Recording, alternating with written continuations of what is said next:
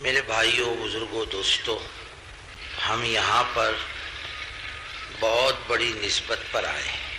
یہ نسبت معمولی نسبت نہیں ہے۔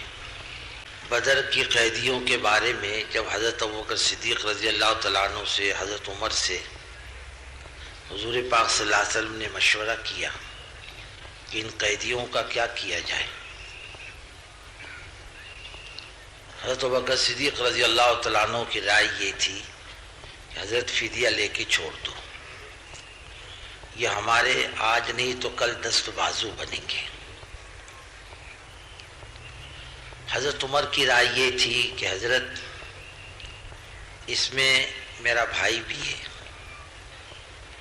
آپ کے سگے چچا حضرت عباس بھی ہیں جو ابھی مسلمان نہیں ہوئے تھے،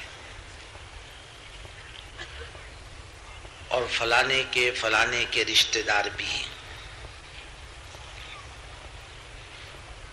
حضرت ہر ایک کو اس کا رشتہ دار حوالے کر دو کہ وہ رشتہ دار اپنے رشتہ دار کی گردن اپنے ہاتھ سے مارے اور چھٹائی کرے ان کی گردنوں کی، تاکہ لوگوں کو پتہ چل جائے کہ ہم دودھ اور خون کے رشتے سے نکل کر ایمان کے رشتے پر جڑ گئے ہیں۔ ہمارے نزدیک اس رشتے کی سب سے زیادہ قیمت ہے۔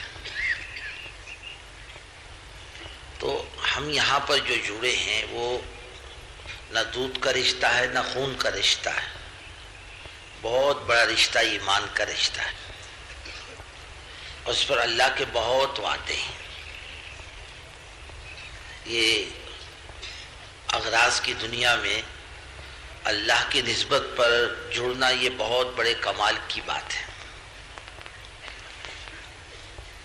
رسول اللہ صلی اللہ علیہ وسلم کا ارشاد ہے، قیامت کے دن کچھ لوگ موتیوں کے منبر پر ہوں گے جبکہ اللہ کی مخلوق پریشان ہوگی۔ زمین تانبے کی یا سورج سوا نیزے پر اللہ کی رحمت کے سائے کے علاوہ کوئی سایہ نہیں ہوگا۔ کچھ لوگ موتیوں کے منبر پر ہوں گے، نہ انبیاء ہوں گے، نہ صدیق ہوں گے، نہ شہداء ہوں گے۔ ایک دیہاتی نے درمیان میں کھڑے ہو کر پوچھا، حضور کون لوگ ہوں گے، ہمیں بتلا دیجئے تاکہ ہم ان کو پہچان لیں۔ فرمایا مختلف قبیلوں کے، مختلف خاندانوں کے لوگ صرف اللہ کی نسبت پر اکٹھا ہوئے ہوں گے۔ یہ اس دن یہ نسبت کام آئے گی جب اللہ کی رحمت کے سائے کے علاوہ کوئی سایہ نہیں ہوگا۔ اور بزرگوں، آدمی کی نسبت بدل جانے سے چیز کی قیمت بھی بدل جاتی۔ ایک آدمی پونا میں آیا ہے کاروبار کے لیے،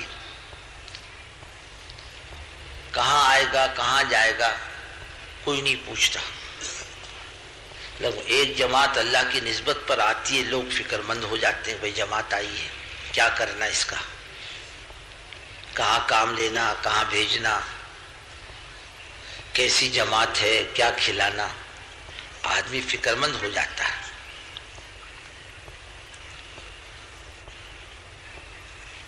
ایک مرتبہ ایک بزرگ فرماتے کہ حج کے موسم میں میرے پاس سر منڈائی کو پیسے نہیں تھے، اور حاجی بغیر سر منڈائے حلال ہوتا نہیں،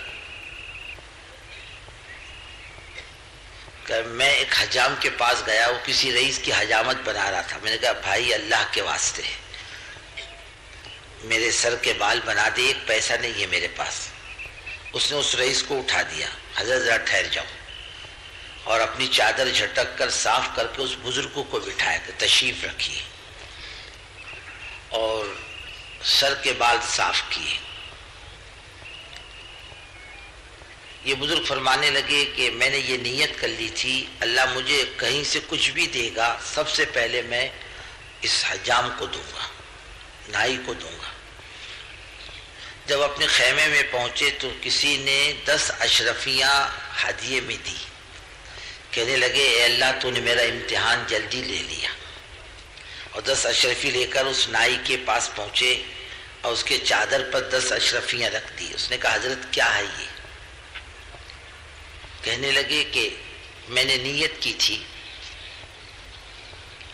کہ اللہ مجھے کہیں سے کچھ دے گا میں تیرے کو دوں گا، تو تو اللہ نے میرا جلدی امتحان لیا اور اللہ نے میرے کو 10 اشرفیاں دی. اب 10 اشرفیاں لے کر تیری خدمت میں حاضر ہوا ہوں, قبول کر لے اسے. اور اس کے کپڑے پر 10 اشرفیاں رکھ دی تو اس نے بہت تیز نگاہ سے دیکھا اور کپڑا جھٹک کر پیسے اشرفیاں پھینک دی. کہنے لگے حضرت آپ بھی نیرے بیپاری معلوم پڑتے ہو, اللہ کی نسبت کی کوئی قیمت بھی ہو سکتی ہے کیا؟ وہ بزرگ فرماتے ہیں کہ میں اپنے نگاہ میں اتنا ذلیل تھا, اس سے پہلے کبھی میری نگاہ میں میری ذات اتنی ذلیل نہیں رہی. باقی اس نسبت کی کوئی قیمت نہیں. اور کہاں کہاں سے اللہ کے بندے کتنی قربانیاں دے کر آئے اللہ ہی جانتا ہے. یہ آنے والا مجمع بہت قیمتی ہے, اعلانات پر نہیں آیا بلکہ قربانیوں سے آیا ہے. اپنی جان مال لگا کے آیا ہے, اپنا وقت لے کر آیا ہے. نہ جانے کون ساتھی کتنے مرحلوں سے گزر کر آیا ہے, قربانی دے کر آیا ہے, چھٹی لے کر آیا ہے, کسی کو گھر میں بیمار بھی چھوڑ کر آیا ہے, اور راتوں کو جاگ کر آیا ہے. اتنا قیمتی مجمع ہے. اور کیوں آیا ہے؟ نہ اس کا مقصود دنیا ہے کہ مجھے نوکری ملے, نہ میری روٹی کا کپڑا اور روٹی کپڑے کا مسئلہ حل ہو, اس لیے نہیں آیا. بہت معمولی نسبت ہے. ان چیزوں کا وعدہ تو اللہ کا ہے, روزی کے ہم مالک ہیں. اس کے آنے کی نسبت یہ ہے کہ میری زندگی میں خدا کا دین آئے اور پورے زمین پر بسنے والے انسانوں میں حضرت محمد صلی اللہ علیہ وسلم کا طریقہ آ جائے, اور پوری دنیا میں اللہ کا دین سرسبز اور شاداب ہو. قوم ایمان کی طرف آئیں, اعمال کی طرف آئیں. تمام دنیا کے مسئلے کا اور پریشانیوں کا حل یہی ہے, اس کی زندگی بن جائے. آج سب سے بڑا بگاڑ کیا ہے؟ وہ انسانوں کا بگاڑ ہے, چیزوں کا بگاڑ نہیں. آنے والے مجمع کی اپنی نیتیں, عزائم اللہ کے دین کی سرسبزی اور شادابی کے ہیں, اور اس نسبت اس فکروں کی بڑی قیمت ہے اللہ کے نزدیک.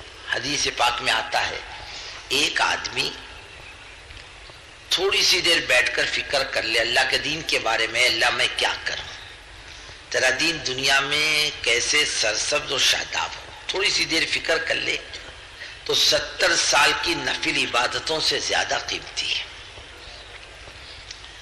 ہم لوگ ایک مرتبہ جنوب کے سفر میں تھے. میاں جی محراب قافلے کے امیر تھے, ہمارے نظام الدین کے پرانے بزرگوں میں ہیں.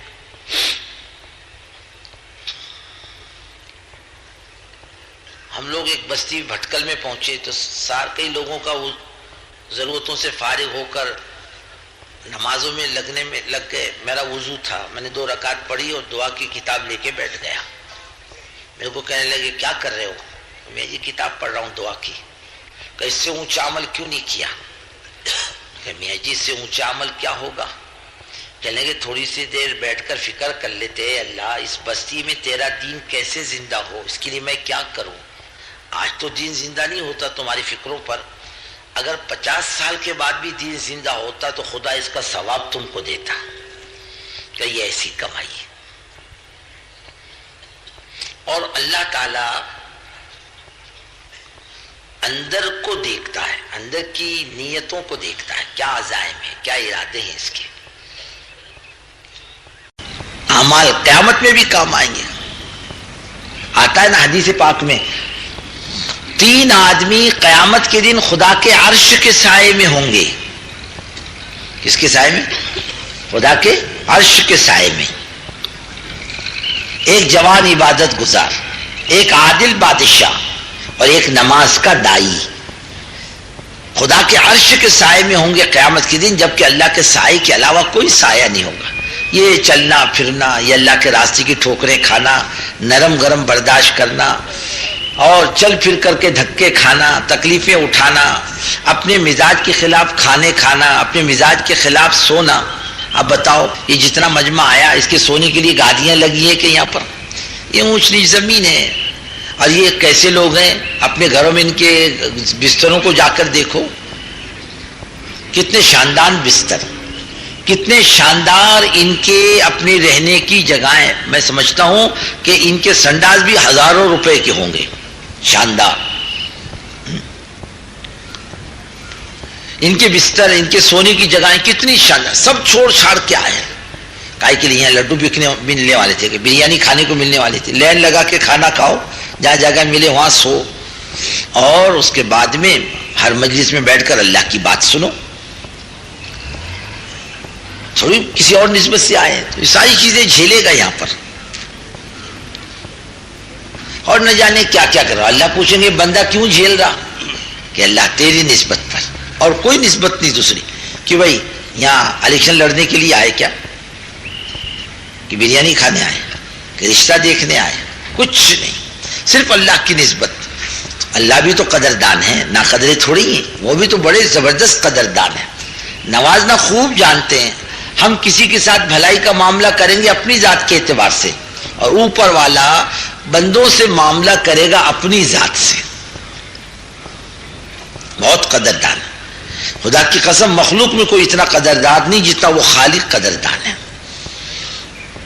بڑی قدرت والا، بڑی طاقت والا، سارے زمین آسمان کے خزانوں کا مالک. وَإِن مِّن شَيْءٍ إِلَّا عِندَنَا خَزَائِنُهُ. یہ بہت کام آئے گی یہ نسبت. جب سارے رشتے ٹوٹ جائیں گے اس کا رشتہ باقی رہے گا. اللہ کے راستے کا ٹھوکرے کھانا، اللہ کے راستے میں چلنا پھرنا، ساری تکلیفوں کو برداشت کرنا بہت کام آئے گا انشاءاللہ آخرت میں. ہم اسی نسبت پر یہاں پر بھی آئے ہیں، اور کوئی نسبت ہماری نہیں ہے. اللہ تعالیٰ اس نسبت پر مغفرت بھی کر دے تو ہمارا اور آپ کا بیڑا پار ہے. اور آتا بھی ہے کہ دین کی مجلسوں سے جب آدمی اٹھتا ہے تو فرشتہ کہتا قوموا مغفورا لکم، اٹھ جاؤ، اللہ نے تمہاری سب کی مغفرت کر دی.